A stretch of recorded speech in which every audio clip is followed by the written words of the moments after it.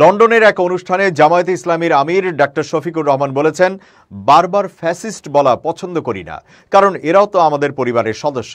আমি কোনো মৌলবাদী মুসলমান নই।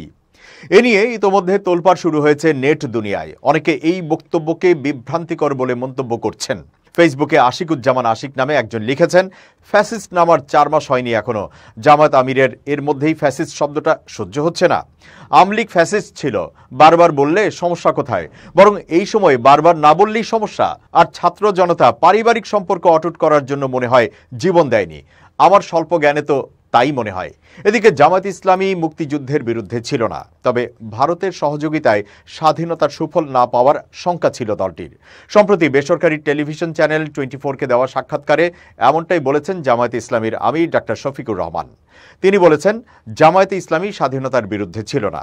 আমরা আশঙ্কা করেছিলাম, ভারতের সহযোগিতায় যদি দেশ স্বাধীন হয় তাহলে স্বাধীনতার সুফল পাওয়া যাবে না। এরপরেও এটা সঠিক যে জামায়াত চেয়েছিল এক পাকিস্তান, কিন্তু পরবর্তীতে পাকিস্তানের শাসক গোষ্ঠী তাদের নিপীড়ন, নির্যাতন, খুন এবং নানা ধরনের অপকর্মের কারণে সারা জাতি ফুঁসে উঠেছিল।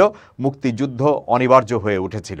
তখন মুক্তিযুদ্ধ হয়েছে, দেশ স্বাধীন হয়েছে। এরপর স্বাধীন বাংলাদেশকে আমরা আমাদের কলিজা দিয়ে ভালোবেসে কবুল করে নিয়েছি।